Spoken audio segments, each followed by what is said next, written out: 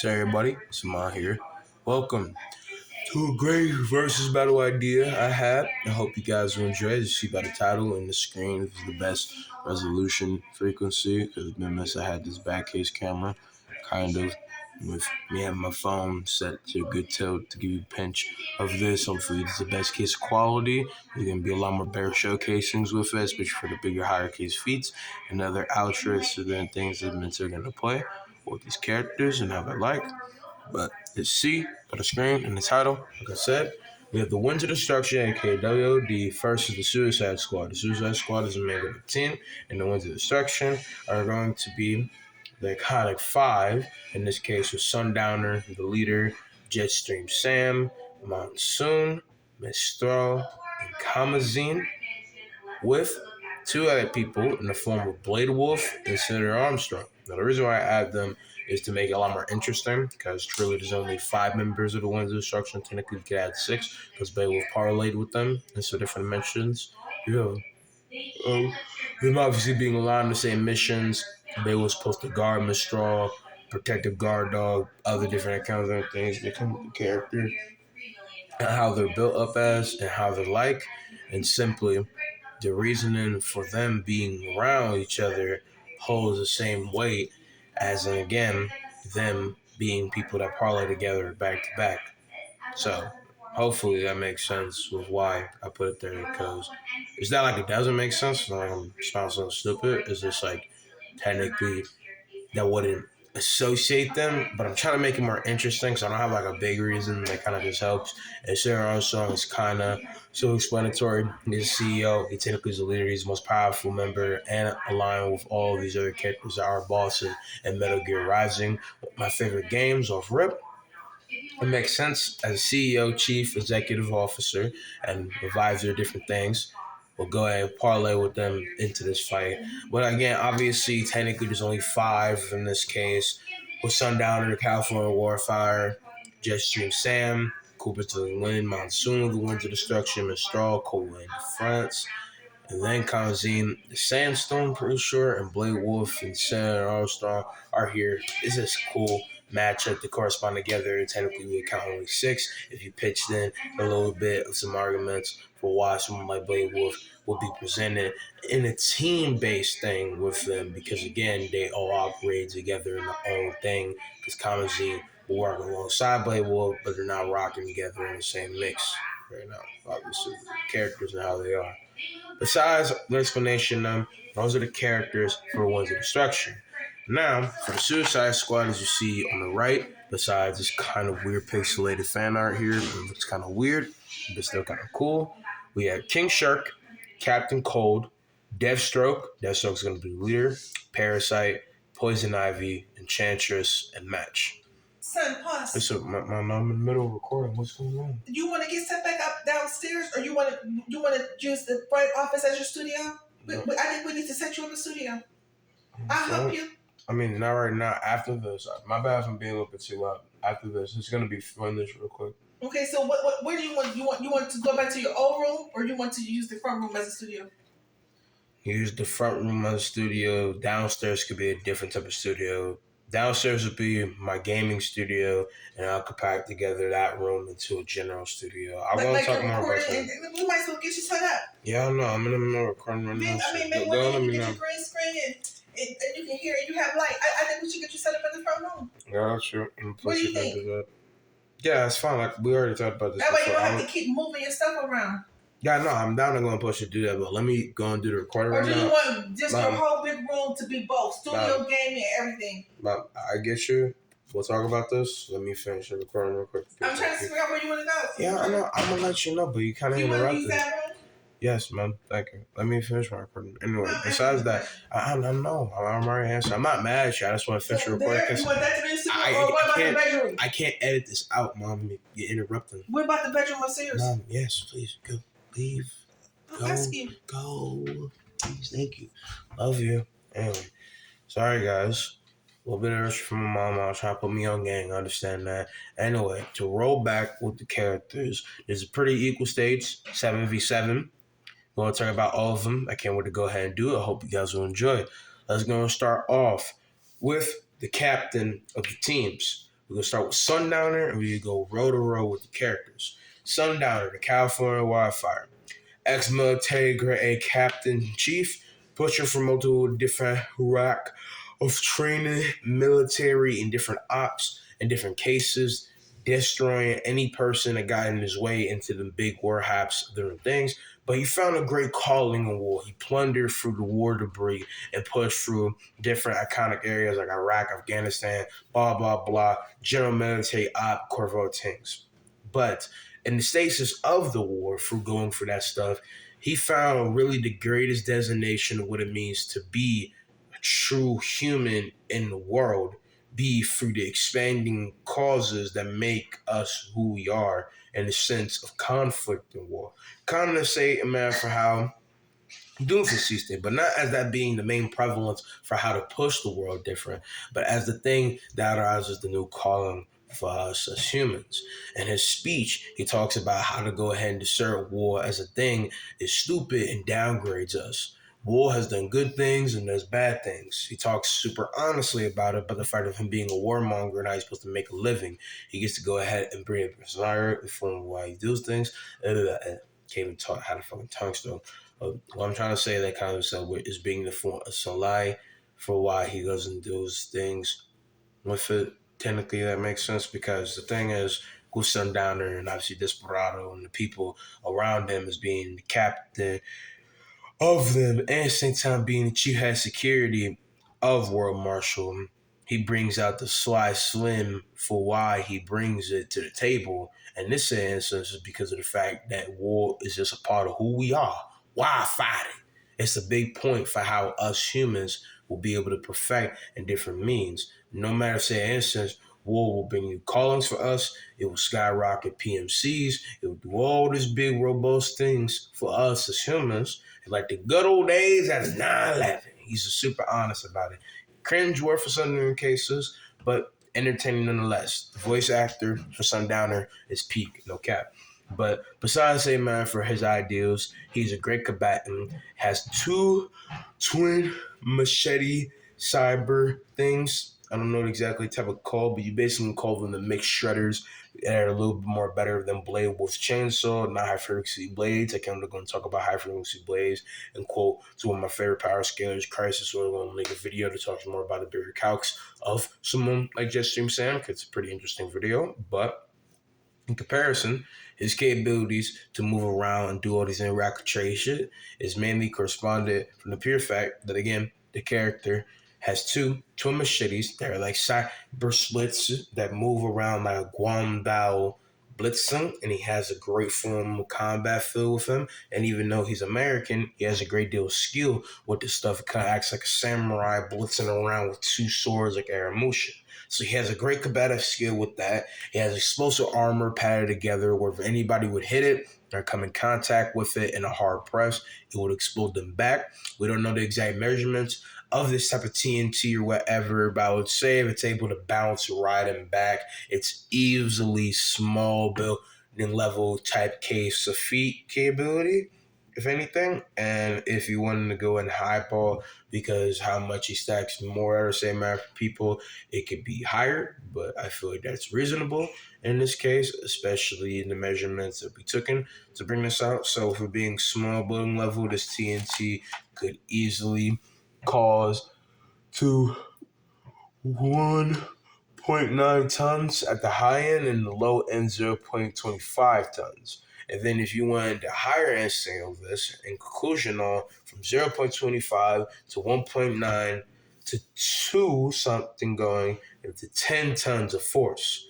So that's kind of where it would go ahead and scale, involving the full height of his power in this case. But it can be reacted to faster than what he would want to go ahead and bring out if you are not ready for it. In this case, he will be able to beam rock you and hit you with multi-explosion rock of power because obviously he has these wingspans of it and it over rivals him. So when he goes and does it, he bomb rocks a motherfucker with it. At the same time, his capabilities to build and maneuver and form these different things on the fly is very capable to be reacted to if you have the same state of speed and kind of high end senses like Raiden. But the thing is, it really depends because a lot of these characters don't have the capabilities unless some of them can over rival him with something they can't really exactly block because he'll block it, but you have to be in exact padded contact with it for it actually to do something slightly different for the setup. But overall, his capabilities to do it to you when you do come in contact with it depends on the person. But say, for instance, that his padded armor gets mixed up on, and one of them are cricking out where you can see the tech tentacle, I guess you could call it, slash extension, you could go and detach it and disable his whole case of defense by splitting it. And camera turned off, my bad. Anyway, like I was saying, with Sundowner as well. He also has different capabilities, high end fast speed feats. He's very strong in the fight. If you extend it to that extent, he takes off a pipe pillar off from the helipad and starts swinging around, doing great A big shit. Obviously, his lifting feet correlate that much different, but I'm just mentioning it because obviously he's very strong. No cat. He's a beast, a powerful leader. Probably would do a lot. A very killer instinct person. Sundowner is a savage of California and is a California wildfire in every way. He blitzes him around, can run very fast, a big beast, tactical genius, as some are saying, and is cunning with different wits and will not stop until the job is in a bloody bath. Besides that, let's go ahead and go Jetstream Sam, the cool Brazilian samurai Jack. Now, to go ahead and give you guys a bigger talk about him, I'm gonna go ahead and link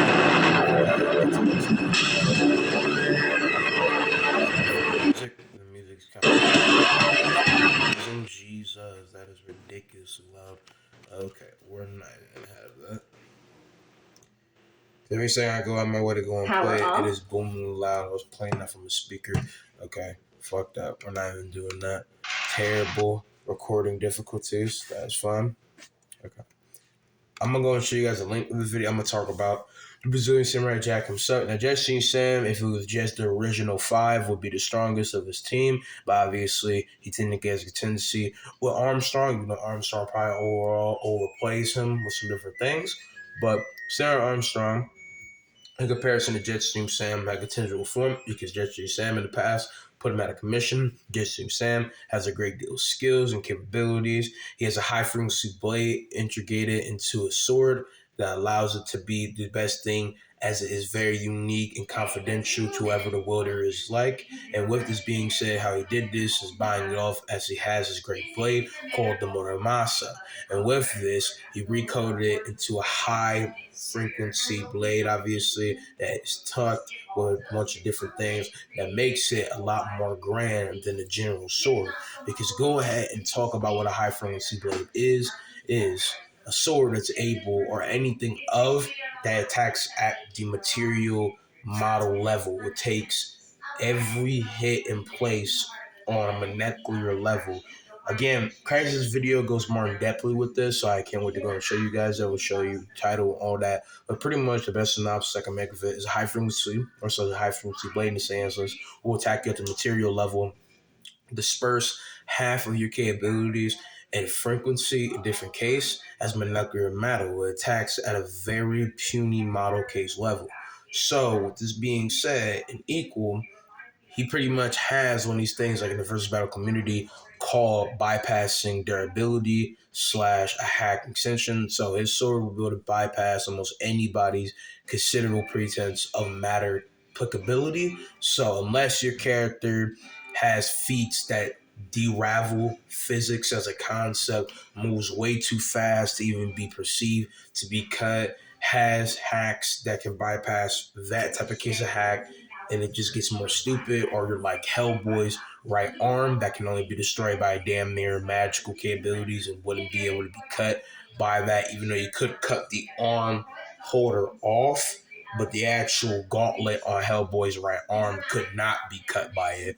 Or it's fighting another high frequency blade, like how he was fighting Raiden, or people of those capabilities, then most likely you're getting cut Because unless you're not like, again, someone that breaks all physics like Armstrong, who legit has skin that bars against something that should be able to split against all relativism of a person's particular skin and matter, then you're most likely getting cut. And no character in this can do that, except for technically Enchantress, but that is magic. She would still be getting cut by that, pretty much.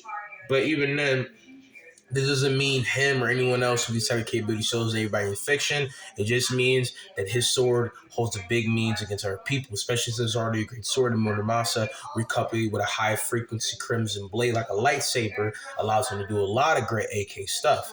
And with these skills, he's already a great swordsman, knowing that somebody was self-taught and trained their own right, has a great sense, cunning, witty, a handsome man, no handsome man can be in the same levels of peak like Sam, no homo though. And with this being said, Sam's capabilities with the martial arts and other high-end great capabilities are very cool as well for how he puts them together. And I think that his capabilities as a samurai cyborg is very cool as well. And he has a great deal of mix-ups and training capabilities. I'll talk more about his capabilities and stack and what he did. He rivaled Raiden. He could have considerably won in that fight, could have went either way. He rivals great to him. He scales him. He's able to catch his sword with his bare hands, flip him around, flock him, crack him, break open the ground with his sword. He was scaling the Armstrong. He's the only character besides Raiden technically to put Armstrong on his ass for a while and make him be slung. Armstrong was half near snoring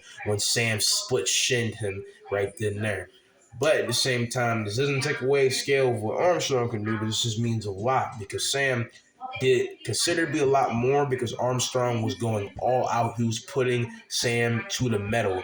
And before he got his right augmented arm, he only wore an exosuit, says nanosuit, that was like modern day training sneak suits.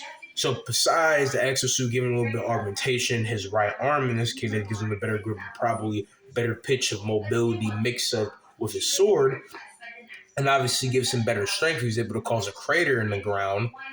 He is pretty much a full-blooded normal human with just peak skills. And so, with this being said, Sam does a lot more to Armstrong than what Raiden did. It's never shown the same way. He's able to see the nanomachines corroding his body in slow motion, and he's able to split him off with the quick draw technique as his sheath acts like a gun, splitting off the knife of his weapon at a great frequency speed. So pretty much if he would have to go and use this to say split up any other opponent, it would be a high crunch with the movement to be able to insert it, then clock off and rinse, repeat, and whop movement with the sword. As again, with the speeds that he has, doesn't mean he can like warp around somebody higher speeds now like a speedster, but he's able to have great a stamp speed with this if he needed to go and clock back, because he can do this in a bunch of ways. And with the high frequency blade, he's able to split shit like 10 feet away from him with his high wafting around speed. Shing, shing, shing, Fortnite shit. I think I'm kind of talking a little bit too fast. My bad, but I'm just saying he's high waving the speed of his sword by that same capability and other correspondence of movement from that. And he's all about insert and out like a samurai would do with the Shinkanzo type speed. So, besides all of these great skills, talk about some of their feats that come in line with someone like Sam. I'm going to go ahead and show you guys a full calc of this. So, because he was able to destroy a Metal Gear, and a Metal Gear has been said to survive a nuclear war before, that would scale him into 60 megatons of energy, easily city level, into 180 megatons at damn near city plus at a high end, and then you can pitch him more in the case of scale in comparison if he would be doing some mountain level stuff, if he's able to cut up different metal gears and overlay Raiden with too much frequency speed, and he cut off his left arm with an easy split, and most importantly, he is demonstrably way more powerful than Raiden off rip. He could put him out of commission easily, way better sword spire, and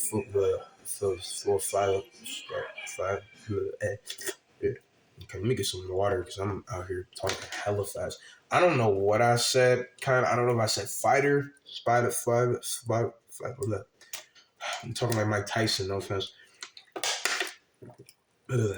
Y'all get my point. a better case of a fighter, and his striking speed mixed into his attack potency stacks him pretty high, obviously. Now, again, this does not mean he could destroy entire city when hit. It's just that his speed, in line with his potency, with these attacks, means that he could scale to people with this considerable case of power. Especially since, again, he wrecked the Metal Gear and he's doing a lot of that great A shit. And this man Ryder has done a bunch from his old suit, and he was still peaking the state of power in comparison to his new bodysuit. And again, he wrecked this man easily. My nigga put a Huey on Raiden, and he could barely even do anything. My man was on 1 HP Dunzo, downgraded to a bitch in that moment. It was a designated L for Raiden. It wasn't even a competition.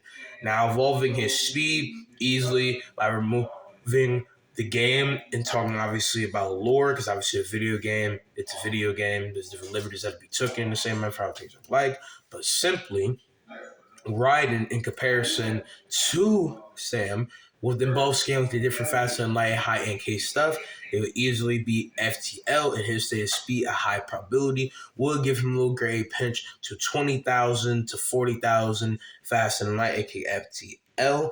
His skills evolve martial arts, as he has a great deal of combat capabilities, not to the same state of martial arts capabilities like Raiden, because Raiden is a more superb martial artist. He's equal to Raiden involving a sword fight, but evolving the actual capabilities of martial arts, no, I don't think he would really pitch that much different in comparison, because Raiden just has better A capabilities in comparison to what Sand can produce. But his martial arts skills does go to Kenjutsu, Retrugatio, for his sword combat, as obviously having the practical stance of a samurai, and how using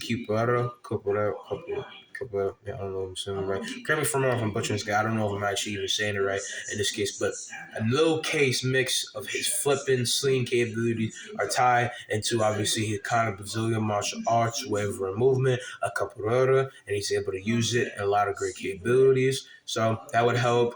But obviously, if he's disarmed, it would not help. But it's not like he's down and out without his sword. We all know the Sam could not be himself if he didn't have the Muramasa. Okay, let's just keep it a buck. But besides Sam, let's go ahead and go to someone else. But I didn't want to go ahead and show this calc. I was going to play music, but instead I'm just going to go ahead and show y'all this video, show y'all the proof.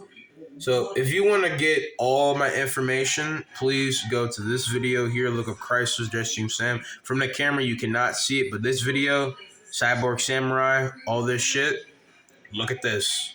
This is the video you need to go to, okay? If you want to know how powerful Jesse Sam is or know anything more about Metal Gear, go to Chrysler's. Chrysler's is a banger YouTuber. He does a lot more than me. Please go to him.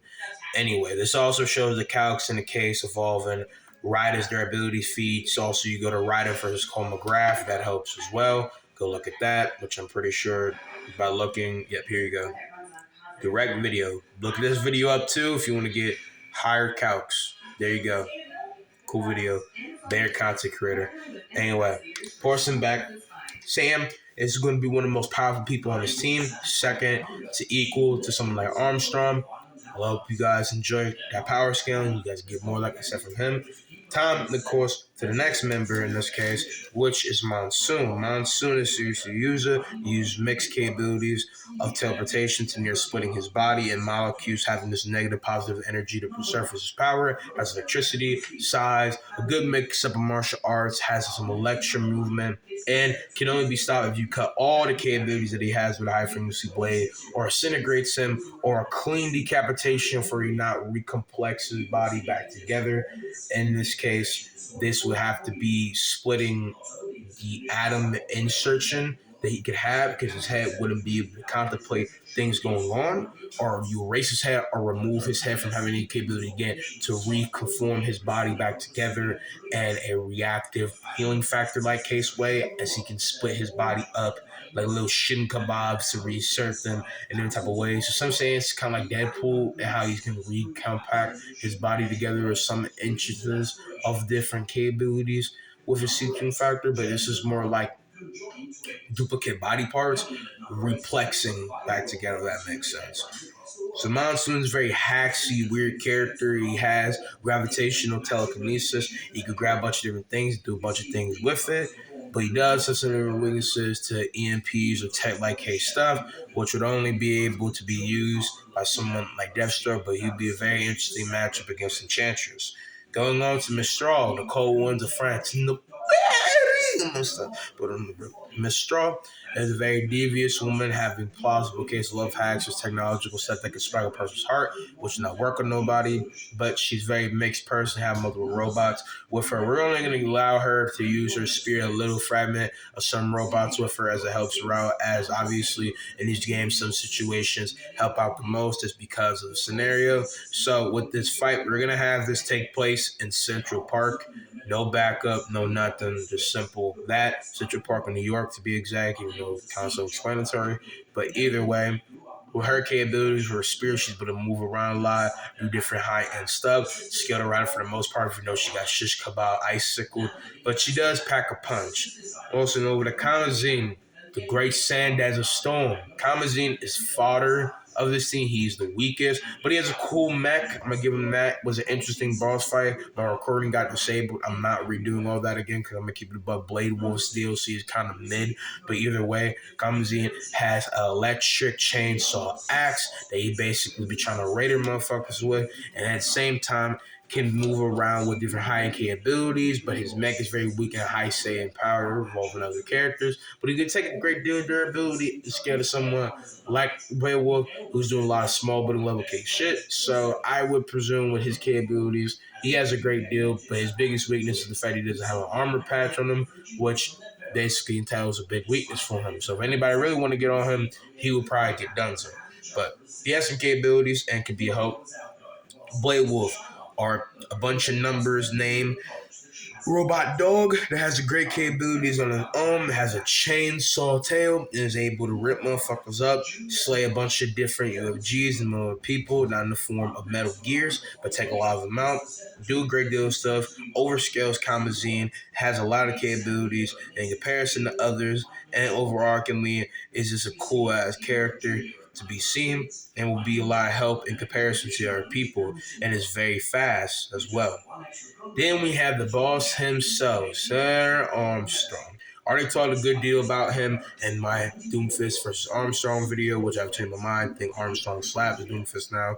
But pretty much self-explanatory, has a great deal of hacks, and the machines that react to physical trauma, overrides his body, has a great tail, different capabilities, is a beast, play college ball, can whammy motherfuckers, made right look like a bitch, beat his ass, has mottos and means constantly to Doomfist to reform America, will divide and conquer, the conquerors over the conquered, the weak being purged and plundering the strong. Obviously, conflict and wars, the crucial to which we evolve by higher strains to go ahead and bring America to a higher peg and the state of qualm for what makes strength right and makes the might be the biggest, because the true means of what America is personification of the strongest over the weak, and because we're the most high rising country, type of saying motto. America, fuck yeah. I'm gonna stop, but yeah, pretty much his character in a nutshell. Speed, whatever stuff, has some relativistic, like say stuff, because again, he scales to Sam, are able to scale him, and then scale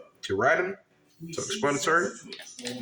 Then, with his greatest feat, destroying one half to one third of, I forgot, MG Excelsis, yeah, would be large town level, because he has a great case scale. There's someone like Raiden and Sam that would easily peck him to great city and to low city as well if you go ahead and lowball him, because that's a high end, because he never shown that, and he could have this great stack punches. That's what they're able to bring off, and he's able to take these and take a full standoff against them. But we don't know if this is just a little pinch of the hack kick durability. Like, we don't know if he could dish out that stuff, but he could take that. Like, for instance, Battle Beast can do a lot attack potency wise, but if he got pecked by something way over the considerable placement of power, he would be done so. Like, he legit wouldn't even be able to react or have responsive capabilities. Kind of the same instance for how Hercules got overwhelmed with so much, but was stacking so much overboasting power in comparison to someone like Kratos. The only thing that downfalled him was his arrogance and the pure fact that he was being a dumbass, thinking that his armor wasn't a reasonable response to somebody that got all these flailing weapons, because Kratos was retarded. We all know this. Anyway, with that being said, also I do have a Kratos video coming up And if anybody wants to debate me on Curtis first one will call him, y'all can get slapped too. Anyway, though, joke aside though, with this, his capabilities to be that would be at the general case, city low and high prob and equal case consistency and account for again him scaling to two other cyborgs at this mug would be city plus. So he has pretty reasonable scale. The only way to go ahead and kill him is carving so much pressure into his heart, or a clean decapitation, realistically, or incineration. It really depends, as his nanomachines have a lot of great capabilities to overcarve any capability of hack that somebody could produce. But it's very mixed to say how it would go if you really tried to do half the case of that stuff, because his nanomachines do have a time limit, but we don't know the exact time limit because it's not really stated, and it's kind of a win. So that won't really hold up, but say somebody can have a standoff with him like Parasite or something, because besides Enchantress, he's the most realistic person to do this. That would be something to be taken to play. I also want to mention something that's going to be a very debatable thing. And as you see, in the Metal Gear universe, nanomachines would count as cybernetics, augmentation, which originally would. In the case of the conception, what they are considerably in real life to near, because they're not in the power source that can bring out a legit breaking physics like capabilities of Armstrong. He legit has a symbiote crackling in his body, but realistically, they would be in response to being some sort of augmentation, as nanomachines crawl to the body to heal people, use them different ways in the future is a hypothetical, not the same way we use them now, because obviously Metal Gear is way in the future. But everybody on this team, except for Armstrong, technically, is augmentation or a fucking robot like Blade Wolf. And in comparison to DC, DC has a mix of both. There's augmentation, and then there's nanomachines that does give people powers. What Armstrong can do will be reasonably a response to powers, because he will so much in case of hacks that damn near deserts the foundation of nanomachines, building up your body from the inside with cybernetics. He legit is gushing fire from a generator heart of his, has telekinesis, a healing factor, super speed, blitz and other capabilities, can jump high as hell, and does booming ridiculous shit. And he has a fire Super Saiyan God form for no reason.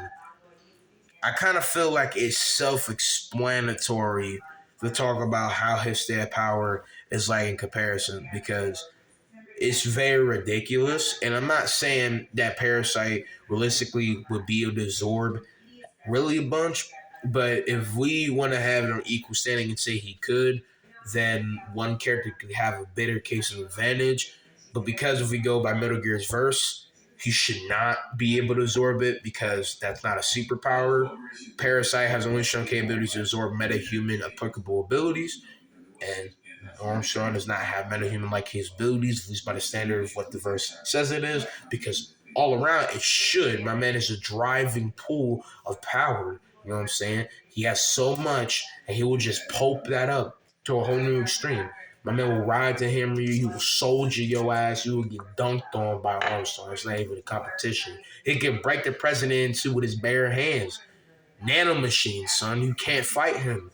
He's the guy on Griffin told you not to worry about. My man was showing his ass off to riding. It's just self-explanatory. I'm playing around. I'm having way too much fun with this on the road.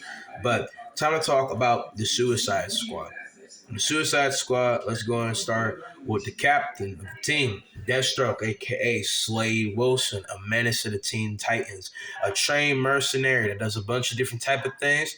His peak will evolve in the case of power to do a bunch of different type of things. His big body evolving his capabilities. A trained, solemn captain to the Suicide Squad at different runs, have a bunch of guns, has a spear/staff, two swords or one sword that's a great A cutter, has small building level case of feats, was stacking the Batman, has near equalism with him, overscale someone like Robin/Nightwing in some different cases, has a great deal of capability, can maneuver and get around other people, has been able to take out the Teen Titans almost with different case of text, and is brutacious and an anti-hero to villain that does not give a fuck about nobody when the job gets done. My man will penetrate any soul. It don't matter. No discrimination, straight elimination. And he will be a vicious leader in this case. Next, we're going to go over to Captain Cold.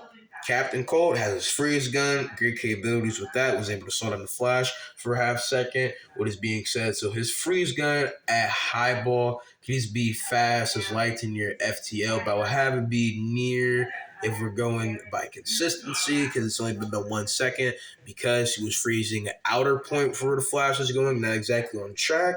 If you highball him, that's a state of power. I would say more it's at a reasonable supersonic case scale. So at a general consistent, that low ball, high ball, FTL. I say for consistency, we're gonna go with a supersonic like case speed, but it will do good. He just has to be on the back line because you hit Captain Cole with something he's weak. He's just a human with the gun. He can't do shit. When the Flash tags him, it's pretty much a done zone.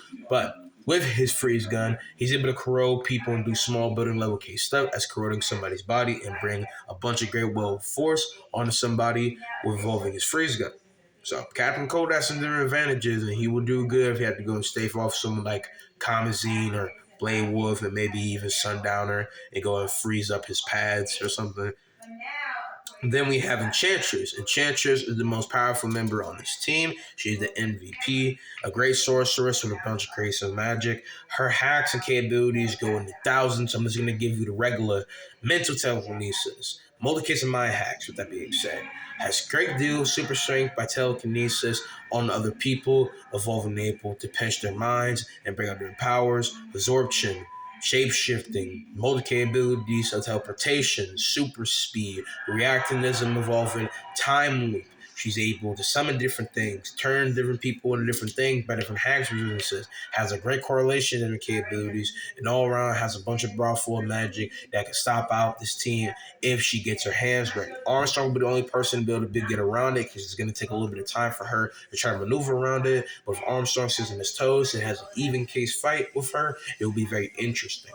But again, she's ballistic, evolving the same amount of powers. And going to reiterate, telekinesis, shape shifting, some level super strength, super speed, mental telekinesis, has capabilities to absorb, rewarp, different capabilities, has mind hacks out the buck, does a bunch of stupid stuff, lightning capabilities, has FTL relativistic feats, does a bunch of different ballistic things, can maneuver and do multiple capabilities involving the state of magic and other capabilities with that probably, and has different ghost horror type capabilities to move around people and teleportation. That was a full mouthful. Pause.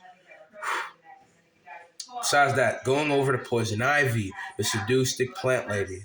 Poison Ivy has to introduce hacks for her flares and different puffs of poison and venom that she can stick into people.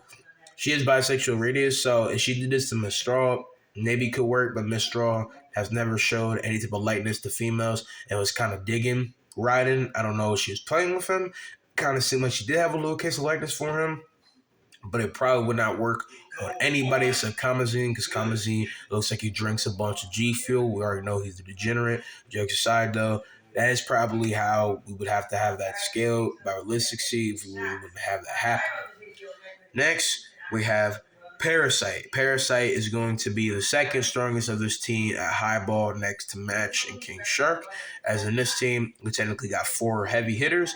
Parasite can absorb any type of metahuman with their capabilities. He hungers for power. He's greedy. He's lustful for it. It has the capabilities to stop someone like Superboy in his tracks with powers. He took away Superman's powers for 24 hours and stacked heavy in comparison to the other characters and did a great deal of things. With that being said, he's a powerhouse that sometimes can have brain dead, but depending on the case for how much pulsation of power he has, he can bring a pinch of intelligence to himself. And he was able to wombo combo and react to people and stomp them out and do a bunch of different things. And he's able to heal fast as a healing factor in comparison to other people as hypersonic to fast as light capabilities with speed. And overarchingly can stand multiple people if he reacts on a high level. It just really depends how he does things. If he was allowed to absorb Armstrong's powers, he would be ridiculously powerful. Without a doubt, his hunger would be fulfilled. But besides that, he does have a great deal of capabilities to get around. It really depends. But even he can absorb, he can do something, but he probably won't be stacking as much for the team if he could stagger Armstrong with absorbing his shit. And just to make this clear, Armstrong, if he could get absorbed, wouldn't have everything taken away because, again, some proxy augmentation. But all the explosive shit that makes Armstrong a crackhead, that would be taken away. So he could still do some measurement, but he would kind of be nerfed heavy on the restraint of his powers to do more because obviously a lot of it is deserted and he can't recuperate that stuff back to back in a blitz movement because he just be pecking you with multi spam moves. I'm telling you, Armstrong is one of the most bullshit ass bosses I ever fucking seen. But besides that, next we have King Shark. King Shark is a heavy hitter. Hanawe has been accounted to be possibly the son of a shark god with great demigod-like capabilities, but besides the possible theory of that being the case, and no account showing that it could be, he's still a brawler killer, a king of the seven seas in his own right, a beast metahuman slash mutant or in a state of demigod capabilities, has been able to scale the Superboy, be able to run it up with Aquaman, been able to chase after the Flash on water and be able to run on water, had been moving at 30 meters per second, and to be doing that with the high end would still be faster like capabilities. He been able to take small building level like case of attacks from Superboy, was having a little pinch of good means and fighting against someone like Superman underwater because he tackled him with a bunch of sharks and benched him on a rock. And even though suppressed Superman was not taking him seriously, he was trying to hurt him, he does have a good level of power to be able to damn near make Superman bleed and at the same time regurgitate more power through the water. And this is going to be taking place on land, but say he would spring out or get somebody into one of the waters at Central Park, you can have some measurement in different powers, but King Shark still has a great deal of say in power in comparison. So this is just by potential, presumably. But besides that, he's skilled at small building level key stuff. And we already know if he's going to large building level, this would go to 0.25 to 1.9 tons to 2 to 10 tons of force. Fast and light capabilities would be able, at a minimum, go after the Flash on water. He was right under the Flash when he was chasing after him in the water. So there's that. And at the same time, again, to be able to move to these speeds, you would have to traveling in water at 186,000 miles per hour. Now, again, that's his running speed. With that being said, now extension involving reaction speed, but it is a great case of matter for speed in comparison. Final member of the Suicide Squad. This video is gonna be long as fuck, bro. We have Match, a clone of Superman, but instead of like Superboy having 50% of the gene scale of Superman being half human and half super Kryptonian. Okay, so half Kryptonian. Yeah, kind of sounds weird. Yeah, just woke up. Little kids were yawn and be like back talking, and I came to actually go ahead and say something in the actual coin with what I'm trying to actually go and say, and just go ahead, chill in the hell.